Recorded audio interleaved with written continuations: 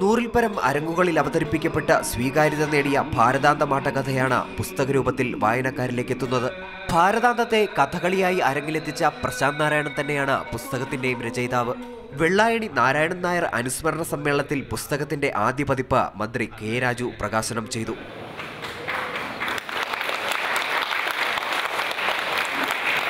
യുദ്ധത്തിനെതിരായ സന്ദേശമായും സ്ത്രീപക്ഷ നിലപാടുള്ള കഥകളി എന്ന നിലയിലും ഭാരതാന്തമാട്ടകഥ അരങ്ങുകളിൽ അവതരിപ്പിക്കപ്പെട്ടു. ആട്ടക്കഥകളുടെ ചിട്ടകളിൽ നിന്ന് മാറി ഒരു കഥാപാത്രം ആദ്യമായി സദസ്സിനോട് സംസാരിച്ച കഥകളിയാണ് ഭാരതാന്തം. അതേ കൗതുകം തന്നെയാണ് ഭാരതാന്തമാട്ടകഥ പുസ്തകരൂപത്തിലെത്തുമ്പോൾ വായനക്കാരും പ്രതീക്ഷിക്കുന്നത്. കഥകളിക്ക് സ്വതവേ ഉള്ള ഭക്തിപരത ഇല്ലാത്തൊരു കഥയാണ് ഭാരതാന്തം എന്ന് പറയുന്ന ആട്ടക്കഥ. പുസ്തക രൂപത്തിൽ ഒരു ആട്ടക്കഥ ഇറങ്ങുന്നു എന്നുള്ളതാണ് ഇതിൻ്റെ ഒരു പ്രത്യേകത. തിരുവനന്തപുരം തീർത്ഥപാദ മണ്ഡപത്തിൽ നടന്ന പുസ്തക പ്രകാശനത്തിൽ സാമൂഹിക സാംസ്കാരിക രംഗത്തെ പ്രമുഖർ പങ്കെടുത്തു. ആട്ടക്കഥ അരങ്ങിലെത്തിയ വേദിയിൽ കല്യാണ സൗഗന്ധികം ആടിത്തിമിർത്തു.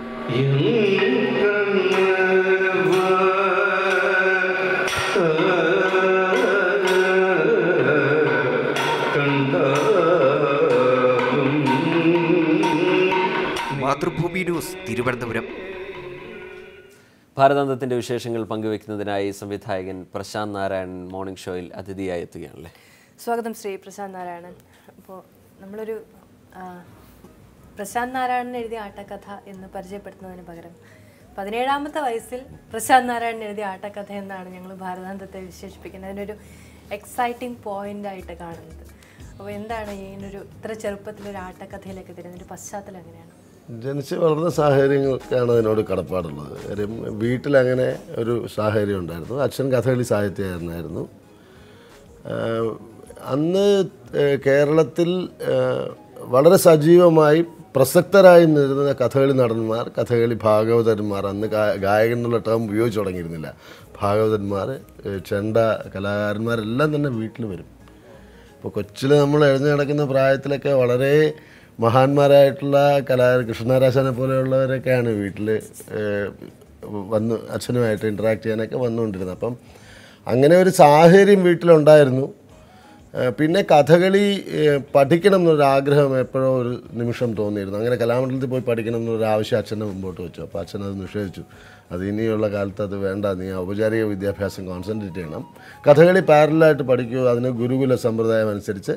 ചന്ദ്രവന കുന്നംപുരിയാണ് എൻ്റെ ഗുരു, പെരുമ്പാവൂർ ഇരിങ്ങോള് പുന്നേത്തുള്ള ചന്ദ്രവന ഇല്ലത്തിന് ചന്ദ്രവന കുന്നംപുരിയാണ്. അദ്ദേഹത്തിൻ്റെ ഇല്ലത്തിൽ നിന്നാണ് കഥകളി ശീലിച്ചത്. പഠിച്ചു എന്ന് പറയുന്നതിനേക്കാൾ ശീലിച്ചു എന്നാണ്. അവിടെ ആ വീടൊരു വലിയ കലയുടെ അറ്റ്മോസ്ഫിയർ ഉള്ളൊരു വീടാണ്. അവിടെ നാടകം, കവിത, അക്ഷരശ്ലോകം, അങ്ങനെ ഒരു പ്രത്യേക കാലാവസ്ഥയിലാണ് ഞാൻ ചെന്നപ്പെടുന്നത്. അപ്പം കൂടുതലും കഥകളിയുടെ സാഹിത്യരൂപമായ ആട്ടക്കഥകളിലൊരു താല്പര്യം വന്നു. അങ്ങനെ സംഭവിച്ചു പോയതാണ്. ഇതൊരു ഇൻ്റലക്ച്വൽ എക്സസൈസ് അല്ല, അതൊരു യാദൃശ്യമായിട്ട് സംഭവിച്ചതാണ്. അങ്ങനെ ഒരു താല്പര്യം തോന്നി പെട്ടെന്ന് അങ്ങനെ എടുത്തു ചാടിയതാണ്. അതിന് ഇത്രയും ഗൗരവമുണ്ട് എന്നുള്ള അന്ന് എഴുതുമ്പം മനസ്സിലായിരുന്നില്ല. പിന്നീട് അത് നമ്മുടെ ഗുരുക്കന്മാരായിട്ടുള്ള ആൾക്കാർ, നമ്മളെക്കാൾ പണ്ഡിതന്മാരായിട്ട് അക്കാലത്തുണ്ടായിരുന്നവരൊക്കെ അതിനകത്തൊരു നന്മ കാണുന്നു എന്ന് പറഞ്ഞപ്പോഴാണ് പിന്നെ അതിന് കൂടുതൽ ഗൗരവം വരികയും അതിൻ്റെ സാഹിത്യ സ്വരൂപത്തിൽ വലിയ അപകടങ്ങളില്ല എന്ന് പിന്നീടാണ് അത് തിരിച്ചറിയുന്നത്. അതിനകത്തൊരു സിൻസിയറിറ്റി ഉണ്ട്, അതൊരു മേക്കിംഗ് അല്ല. അത് സംഭവിച്ചു പോയതാണ്. സാധാരണ ആട്ടക്കഥകൾ അങ്ങനെ പുസ്തക രൂപത്തിലേക്ക് അങ്ങനെ ഇറങ്ങാറില്ല. ആ ഒരു പരീക്ഷണം അല്ലെങ്കിൽ ആ ഒരു ശ്രമമല്ലേ. ഈ വിൽപ്പന സാധ്യതയില്ലാത്ത ഒരു കാര്യത്തിനോടും നമുക്ക് താല്പര്യമില്ലല്ലോ. ഇപ്പം നമുക്ക് ചീപ്പ് ത്രിൽസിനോടും അങ്ങനെയൊക്കെയല്ലേ നമ്മുടെ ഒരു പരിസരം ഇന്ന് പോയിക്കൊണ്ടിരിക്കുന്നത്. അപ്പോൾ കച്ചവടം എന്നുള്ള നിലയിലാണ് എല്ലാം നടക്കുന്നത്. അപ്പോൾ ഒരു പുസ്തകശാലകളും ഇത് അച്ചടിക്കാൻ തയ്യാറായിട്ടില്ല. എന്നാൽ ഒരു പുസ്തകശാല അത് മുന്നോട്ട് വന്നു. പക്ഷേ അതിനെ ഓവർടേക്ക് ചെയ്തുകൊണ്ട് എൻ്റെ വളരെ ഗാഠമായ ഒരു സൗഹൃദവും അങ്ങനെ ഒരു സിറ്റ്കോ എന്ന് പറയുന്ന ബുക്സ്, രതീഷ് രവീന്ദ്രനും ഇളമ്പ ഉണ്ണികൃഷ്ണനും ഒക്കെ ചേർന്ന് നടത്തുന്ന ഒരു സൊസൈറ്റി ഇത് അവർക്ക് ചെയ്യാൻ ഇഷ്ടമാണെന്ന് പറഞ്ഞു വരികയും അങ്ങനെയാണത് വളരെ പെട്ടെന്ന് ആണ് ഇത് സംഭവിച്ചത്. ഒരു 2 ആഴ്ചക്കകത്താണ് ഇത് സംഭവിച്ചത്. ഇപ്പം താങ്കൾ തന്നെ പറയാണ് ഇതങ്ങനെ കരുതിക്കൂട്ടി അല്ലെങ്കിൽ എഴുതണം എന്ന് വിചാരിച്ചല്ല, അപ്പം ഇഷ്ടത്തോടെ സംഭവിക്കുന്നതിൻ്റെ ഒരു നന്മ അതിലുണ്ട്. പക്ഷേ ഇത്ര വർഷം, 10-28 വർഷം അല്ലേ, ഇത്ര വർഷങ്ങൾക്ക് ശേഷം അത് ജനങ്ങളിലേക്ക് എത്തുന്നു. ഈ പറഞ്ഞതുപോലെ ഏറ്റവും വിരളമായി കാണാൻ പറ്റുന്ന ഒരു സാഹചര്യം, ഒരു പുസ്തക രൂപത്തിലേക്ക് അത് വരുന്നതിൻ്റെ സന്തോഷം എത്രത്തോളം ഉണ്ട്?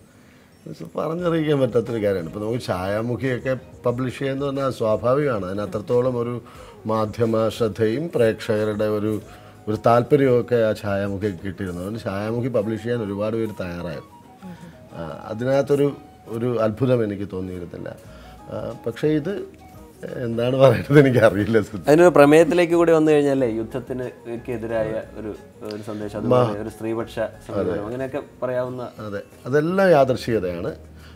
പക്ഷേ ഇത് പിന്നീട് നമ്മൾ എഴുതിയത് കാലം കഴിഞ്ഞ് വായിക്കുമ്പോഴേ ഇന്നത്തെ പ്രത്യേകമായ ഒരു സാമൂഹിക പരിതസ്ഥിതിയിൽ നമ്മളൊരു വലിയ യുദ്ധത്തിനെയൊക്കെ ഒരു പക്ഷേ നമ്മളിപ്പോൾ കാണാൻ പോവുകയാണെന്നുള്ളൊരു സൂചന നമുക്ക് കിട്ടിക്കൊണ്ടിരിക്കുകയാണ്. പിന്നെ സ്നേഹരാഹിത്യം നമ്മുടെ ഇടയിൽ വളരെ കൂടുതലാണ്. ആരെ ആദരിക്കണം, ആരെ സ്നേഹിക്കണം, എങ്ങനെ ഒരാളെ നമ്മളിലേക്ക്, അല്ലെങ്കിൽ എല്ലാവരും നിഷേധിച്ചാലും ഒരു സമൂഹമെമ്പാടും നിഷേധിച്ചാലും പ്രകൃതി നിഷേധിക്കില്ല എന്നുള്ള സത്യം ചിന്തിക്കാനുള്ള മഹത്വം നമ്മളിൽ നിന്ന് നഷ്ടപ്പെട്ടു പോയി. അപ്പോൾ ചേർത്ത് പിടിക്കലുകൾ കുറഞ്ഞു. നമുക്ക് മതം പറയണമെന്ന് തോന്നിത്തുടങ്ങി, നമുക്ക് നിറം പറയണമെന്ന് തോന്നിത്തുടങ്ങി. അങ്ങനെയൊക്കെ ഉള്ള ഒരു മാനുഷികമല്ലാത്ത പശ്ചാത്തലം ഇപ്പോൾ സംഭവിച്ചുകൊണ്ടിരിക്കുകയാണ്, എല്ലാവർക്കും അറിയാം. പക്ഷെ അതിനെ ഒന്ന് ഓർമ്മിപ്പിക്കണം. യുദ്ധം എന്താണ്, എന്തിനാണ് യുദ്ധം, ആരാണ് യുദ്ധത്തിൽ വിജയിക്കുന്നത്, ആരാണ് പരാജയപ്പെടുന്നത്. എപ്പോഴും ഒരു യുദ്ധം സംഭവിക്കുമ്പം നാട്ടിലെ കുഞ്ഞുങ്ങളും സ്ത്രീകളുമാണ് ഏറ്റവും അതിൻ്റെ കഠിനതരം ആയ ഒരവസ്ഥയെ കാണുന്നത്. കണ്ണുകെട്ടിയിരിക്കുന്ന സ്ത്രീ പോലും കൺതുറന്നാൽ കാണാൻ പോയി, എത്ര കണ്ണടച്ച് പൂട്ടിക്കഴിഞ്ഞാലും തുറന്നാൽ യുദ്ധം എന്ത് തരം വിജയത്തെയാണ് സമ്മാനിക്കുന്നതെന്നുള്ള യാഥാർത്ഥ്യം ഈ ആട്ടക്കഥയ്ക്ക് ഉണ്ട്. അതുപോലെ പ്രതികാരത്തിൻ്റെ അശ്വത്ഥാമാവിനെ പോലെ ഒരു കഥാപാത്രമാണ് ആദ്യം വരുന്നത്. അശ്വത്ഥാമാവാണ് അതിലെ ആദ്യസ്ഥാന പുരുഷ കഥാപാത്രം, ഗാന്ധാരിയാണ് ആദ്യസ്ഥാന സ്ത്രീ കഥാപാത്രം. അശ്വത്ഥാമാവിൻ്റെ പ്രതികാരത്തിലാണ് ഈ ആട്ടക്കഥ തുടങ്ങുന്നത്. യുദ്ധം കഴിഞ്ഞ് ദ്രോണരുടെ വധത്തിന് ശേഷം അദ്ദേഹത്തിൻ്റെ അച്ഛനെ ചതി പറഞ്ഞ് അശ്വത്ഥാമ ഹതാകുഞ്ച എന്ന് പറഞ്ഞ് കൊന്നതിൻ്റെ പ്രതികാരത്തിൽ നിന്നാണ് ഈ കഥ തുടങ്ങുന്നത്. പുരാണത്തിനെ അങ്ങനെ പിൻപറ്റിയിട്ടില്ല. മീൻസ് ഓരോ ഘട്ടത്തിലും പുരാണാശ്രിതമല്ല. അന്നേ അതങ്ങനെ അല്ല കേട്ടോ. എനിക്ക് നമ്മുടെ ഒരു ആഡിങ്സ് ഉണ്ടാവണം, അല്ലെങ്കിൽ നമ്മൾ എഴുതുന്നതിനകത്ത് നമ്മുടേതായിട്ടുള്ള ഒരു ഇത് വേണമല്ലോ, അതേ ഉണ്ടാവുകയുള്ളൂ. പക്ഷെ അതൊരു വലിയ വെല്ലുവിളിയായിരുന്നില്ല. പ്രത്യേകിച്ചും ഈ കഥകളി എന്ന് പറയുമ്പോൾ അതൊരു ഇടക്കാലത്ത് അതിന് ഭയങ്കരമായിട്ടുള്ളൊരു പിൻവാങ്ങലുണ്ടായി. അതായത് വലിയ സ്വീകാര്യത കിട്ടിയ ഒരു കലാരൂപം പിന്നീട് കേരളത്തിൻ്റെ തനത് കേരളത്തിലില്ലാത്തൊരവസ്ഥയുണ്ടായി. അപ്പം തന്നെ സംഭവിച്ചൊരു കാര്യം, അതിൻ്റെ ഒരു ഗുരുക്കന്മാർ നമുക്ക് ഉള്ളതെന്ന് ചിന്തിക്കുന്നത്, അതിൻ്റെ ഒരു ഗുരുക്കന്മാർ പക്ഷെ ഭയങ്കര പ്രതിരോധത്തിലായ ഒരു കാലഘട്ടത്തിൽ ഒന്നിനെയും സ്വീകരിക്കാൻ അവർക്കൊരു പേടിയുണ്ടായി. ഇതിൻ്റെ തനത് സ്വത്തം നഷ്ടപ്പെടുമോ എന്നൊക്കെയുള്ള ഒരു പേടി. അപ്പോൾ പുതുതായിട്ട് വരുന്ന ഒരു ആട്ടക്കഥയോട് അങ്ങനെ ഒരു പ്രതിരോധമുണ്ടായി. ആ ഒരു സാഹചര്യത്തിൽ അവതരിപ്പിക്കാനുള്ള പേടി. ഇത് ആദ്യം അവതരിപ്പിക്കുന്ന സമയത്ത് ഒരു പ്രതിരോധം ഉണ്ടായത് ഇതിൽ കൃഷ്ണനെ ശപിക്കുന്ന ഭാഗം എഴുതിയതിനെ കുറിച്ച്. പ്രായം കുറഞ്ഞ ഒരാൾ ആട്ടക്കഥ എഴുതാൻ പാടില്ല എന്നുള്ള നമ്മുടെ ഒരു അന്ന് പറഞ്ഞിരുന്നു. മുലകുടി മാറാത്ത പയ്യനാണ് ഇപ്പോൾ ആട്ടക്കഥ എഴുതുന്നതെന്ന് വിമർശനം കേട്ടിട്ടുണ്ട്. എന്നെ വേദിയിലിരുത്തി പറഞ്ഞവരുണ്ട്. ഒരു സ്വീകരണ ചടങ്ങിൽ ഇത് ഞാനതിനെ അന്ന് പ്രതിരോധിക്കുകയും ചെയ്തിരുന്നു. അത് ഇന്ന ലക്ഷണങ്ങളുള്ള ഒരാൾക്ക് മാത്രമേ ഇത് പ്രാക്ടീസ് ചെയ്യാവൂ എന്നുള്ള ഒരു നിയമം ഒരിടത്തുമില്ല. ഇതിൽ നന്മയുണ്ടെങ്കിൽ സ്വീകരിക്കും, ഇല്ലെങ്കിൽ ഇതിന് തള്ളിക്കളയും. ഇത് കാലമല്ലേ തീരുമാനിക്കുന്നത്. നളചരിതം എഴുതി 100 കൊല്ലം അത് കളിച്ചില്ല, ഉണ്ടായി വരാൻ. അതിനകത്ത് ഗ്രാമാറ്റിക് മിസ്റ്റേക്ക് ഉണ്ട്. നിയതമായ വഴികളിൽ കൂടെ ഒന്നും അതിൻ്റെ രചനാരീതി സഞ്ചരിച്ചിട്ടില്ല. ഇതൊരു പൊട്ടകൃതിയാണ് എന്ന് പോലും പറഞ്ഞ് 100 കൊല്ലത്തോളം കളിച്ചില്ല എന്നാണ് എനിക്കറിയാവുന്നുള്ള കഥ. പിന്നെ അത് സ്വീകരിച്ചില്ല. ഇന്ന് നളചരിതമില്ലാതെ ഒരു കഥകളി മേളയോ ഒരു കഥകളി ഒരു അമ്പലത്തിലായാൽ പോലും നളചരിതം ഏതെങ്കിലും ഒരു ദിവസം ഉണ്ടാവും. ഈ ആട്ടക്കഥകളിലൊന്നും അങ്ങനെ ഗാന്ധാരി ആദ്യമായിട്ടാണ് ഈ കഥയിൽ വന്നത്. അതിനുശേഷം ഈ കഥ വന്നതിന് ശേഷം മറ്റു പലരും ഗാന്ധാരിയെ മുഖ്യ കഥാപാത്രമായി എഴുതിയിട്ടുണ്ടോ. 1-2 കഥകൾ അങ്ങനെ പിന്നെ വന്നു. അതുപോലെ അവസാനമായി അല്ലേ അവസാനിക്കുന്ന ഒരു പക്ഷേ മാതൃത്വത്തോട് മാപ്പ് പറയുന്ന ശ്രീകൃഷ്ണൻ അങ്ങനെ. അതെ നമ്മൾ മഹാഭാരതം മുഴുവൻ അന്ന് കുറച്ചും കൂടെ നമ്മൾ എങ്ങാണല്ലോ. അന്ന് തോന്നിയൊരു കാര്യം, എന്താണ് ഇതെല്ലാം ചെയ്ത് ഇത്രയും ദുഃഖവും ഇത്രയും വിഷാദം എല്ലാം തളം കെട്ടി നിൽക്കുന്ന ഒരിടത്ത് കൃഷ്ണൻ എന്താണ് മുഖ്യമായിട്ട് അവകാശപ്പെടാൻ സാധിക്കുന്നത്? അതിൻ്റെ ആത്മീയ ദർശനവും അതിൻ്റെ മറ്റുള്ള വാദങ്ങളെയൊക്കെ എനിക്ക് നിരാകരിക്കാനാണ് ഇഷ്ടം. മനുഷ്യൻ്റെ പക്ഷത്ത് നിൽക്കണം. ഏത് കലയും മനുഷ്യൻ്റെ പക്ഷത്ത് നിൽക്കേണ്ട കാര്യമാണ്. അങ്ങനെ പ്രസരണം ചെയ്യേണ്ടുന്ന ഒന്നാണ് കല. അല്ലാതെ ചീപ്പ് ത്രിൽസിലേക്ക് നമ്മൾ പോയിക്കൊണ്ടിരിക്കുന്നതുകൊണ്ടാണ് ഈ സമൂഹത്തിൽ ഇപ്പോൾ ഇങ്ങനെ പ്രശ്നമുണ്ടെങ്കിൽ നമ്മുടെ സബ് കോൺഷ്യസിൽ എവിടെയോ ഇതെല്ലാം ബാധിക്കുന്നുണ്ട് നമ്മളെ. അപ്പോൾ കൃഷ്ണൻ അറിയാതെ മാപ്പ് പറഞ്ഞു പോവാണ്. മാതൃഹൃദയങ്ങളെ മാപ്പ് നൽകിയിടുക, അത് പ്രേക്ഷകരോട് പറയാം. അപ്പോൾ ഈ ഗാന്ധാരി എന്ന് പറയുന്നൊരു കഥാപാത്രം ഒരുപാട് സാധ്യതകളുണ്ട്, പക്ഷേ അത്രയധികം ഒന്നും ഉപയോഗിക്കപ്പെട്ടിട്ടില്ല. അപ്പോൾ ഈ ഒരു സ്ത്രീ കഥാപാത്രം വരിക, ഈ പുരാണങ്ങൾ വായിക്കുമ്പോൾ തന്നെ റീഡ് ചെയ്യാൻ പറ്റുക എന്ന് പറയുന്നൊരു കുറച്ച് വിപ്ലവാത്മകത അന്നേരത്തെ സ്വാധീനിച്ചിട്ടുണ്ട് ആ ഒരു സമയത്ത്. തീർച്ചയായിട്ടും. കാരണം ഒന്ന്, കഥകളി പോലും ഈ പറയുന്ന പോലെ കഥകളിയിലെ നായകന്മാരെല്ലാം പുരാണത്തിലെ പ്രതിനായകന്മാരാണ്. കീചകവധത്തിൽ കീചകനാണ് സത്യത്തിൽ ആദ്യസ്ഥാന കഥാപാത്രം. ഏറ്റവും സീനിയറായിട്ടുള്ള ഗുരുസ്ഥാനീയനായിട്ടുള്ള ഒരു നടൻ മാത്രമേ കീചകൻ കൈകാര്യം ചെയ്യുള്ളൂ. ദുര്യോധനാണ്. കൃഷ്ണനൊക്കെ രണ്ടാം തരം അല്ലെങ്കിൽ അങ്ങനത്തെ വേഷങ്ങളാണ്. ആ ദുര്യോധനൻ്റെ പ്രാധാന്യം കഴിഞ്ഞിട്ടേ കൃഷ്ണന് പ്രാധാന്യം വരുന്നുള്ളൂ. അത് ആട്ടക്കഥകളുടെ പൊതു സ്വഭാവമുണ്ട്. അത് അങ്ങനെ സ്റ്റഡി ചെയ്യാത്തതുകൊണ്ടാണ് നമുക്ക് അങ്ങനെ ഒരു ബോധം പൊതുമനസ്സിൽ ഇല്ലാത്തത്. എപ്പോഴും പ്രതിനായകന്മാരാണ് കഥകളിയിൽ പ്രധാന കഥാപാത്രങ്ങളായി നിൽക്കുന്നത്. പിന്നെ ഒരു കാര്യമുണ്ട്, നമ്മുടെ ചുറ്റുവട്ടത്ത് അന്നുണ്ടായിരുന്ന എൻ്റെ ഗുരുനാഥനായ ചന്ദ്രമോഹൻ നമ്പൂരി ആയിരുന്നാലും അച്ഛനായിരുന്നാലും നമ്മൾ ഇടപെട്ടവരൊക്കെയും ഒരു അത്തരത്തിലൊരു എതിർചിന്ത, എന്തിനിങ്ങനെ എന്നുള്ള ഒരു ചിന്തയുള്ളവരായിരുന്നു. അച്ഛനെ യേശുജനനം ആട്ടക്കഥയാക്കിയിട്ടുള്ള ആളാണ്. അപ്പം അന്നത്തെ സമയത്ത് അങ്ങനെ ഒരു ആട്ടക്കഥ അച്ഛനെ എഴുതാൻ സാധിച്ച ഒരാളുടെ മകനല്ലേ ഞാൻ. സ്വാഭാവികമായും നമ്മുടെ ചിന്തകളെ നമ്മുടെ ചുറ്റുവട്ടത്തുള്ള ആൾക്കാർക്ക് സ്വാധീനിക്കാൻ പറ്റും. അത് ബുദ്ധിപരമായി സ്വാധീനിക്കാൻ പറ്റും, വികാരപരമായും സ്വാധീനിക്കാൻ പറ്റും. അതിൽ കൂടുതലും നമ്മളുടെ ഒരു വിജ്ഞാന ശേഖരത്തിലേക്ക് അത്തരം ആൾക്കാർ കോൺട്രിബ്യൂട്ട് ചെയ്ത കാര്യങ്ങളാണ് നമ്മുടെ ബാസ്ക്കറ്റിനകത്തുള്ളതെല്ലാം. അതാണ് അങ്ങനെ സംഭവിക്കുന്നത്.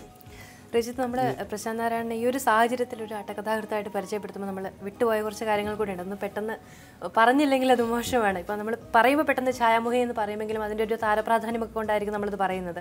പക്ഷേ അങ്ങനെയല്ല, ഒരുപാട് പുരസ്കാരങ്ങൾ, മറ്റ് സംസ്ഥാനങ്ങളുടെ അംഗീകാരങ്ങൾ ഇതൊക്കെയുണ്ട്. അപ്പോൾ നാടക ജീവിതത്തെക്കുറിച്ച് കൂടി വളരെ ചുരുങ്ങിയാണ്. കേരളത്തിൽ നാടക ജീവിതം എന്നെ സംബന്ധിച്ച് വളരെ വെല്ലുവിളി ഉയർത്തിക്കൊണ്ടിരിക്കുന്ന ഒരു കാര്യമാണ്. നാടകം ചെയ്യുക എന്ന് പറയുന്നത് സന്തോഷമുള്ള കാര്യമാണെങ്കിലും ഒരു നാടകം സംഘടിപ്പിച്ചെടുക്കുക, അല്ലെങ്കിൽ നമ്മുടെ മനസ്സിലുള്ളതുപോലെ ഒരു നാടകം ഉണ്ടാക്കുക എന്നൊക്കെ നാടകം ചെയ്യുക എന്ന് പറയുന്നത് വലിയ എഫർട്ടുള്ള ഏറ്റവും ശ്രമകരമായ ഒരു ദൗത്യമാണ്. നാടകം എഴുതാൻ എനിക്ക് നൈസർഗികമായി നടന്നേക്കാം, പക്ഷെ ഇത് സംഘടിപ്പിച്ചെടുക്കാൻ അതൊക്കെ നമ്മൾ ഒരുപാട് വെല്ലുവിളികൾ നേരിടുന്നുണ്ട്. അതിനെ തരണം ചെയ്യാൻ സാധിക്കുന്നു എന്നുള്ളതൊരു വലിയ കാര്യം. എന്നിട്ടും എനിക്ക് പ്ലേ ചെയ്യാൻ പറ്റുന്നുണ്ട്. ഞാനിപ്പോൾ കർണാടകത്തിൽ പോയി, രംഗായണയിൽ പോയി, സ്വപ്നവാസവത്വം പോലെ. തീർച്ചയായും നമ്മൾ ഈ ആട്ടക്കഥകളുടെയൊക്കെ ഒരു മാർക്കറ്റ് വാല്യൂവിനെ പറ്റിയൊക്കെ പക്ഷേ പറയുമെങ്കിലും ഈ അതന്ന് മുന്നോട്ട് വെച്ചിരുന്നൊരു ആശയവും രാഷ്ട്രീയവും ഒക്കെ എല്ലാ കാലത്തും വളരെ പ്രസക്തമായി നിലനിൽക്കുന്നു എന്നുള്ളത് കൂടിയാണ്. എന്തായാലും നമുക്ക് അവസാനിപ്പിക്കാൻ സമയപരിമിതി കൊണ്ടാണ് ഒരുപാട് സംസാരിക്കണമെന്ന് ആഗ്രഹം. അതെ, എല്ലാവിധ ആശംസകളും നേർന്നു. പുസ്തകമായിട്ടാണെങ്കിലും ഈ പറഞ്ഞതുപോലെ വായനക്കാരില്ല എന്നൊരു സാഹചര്യം, അങ്ങനെ ഒരു പേടി വേണ്ട. എന്തായാലും അത് പുസ്തകമായെങ്കിൽ അതിന് വായനക്കാരുണ്ടാകും. വായനക്കാരുടെ എണ്ണത്തിലല്ല കുറവ്, വാങ്ങിക്കാനുള്ള വിപണി സാധ്യതയാണ്. ഇത് വിപ്ലവകരമായ ഒരു ശ്രമമായിരിക്കട്ടെ നമ്മൾ ആശംസിക്കുന്നു. വളരെയധികം നന്ദി.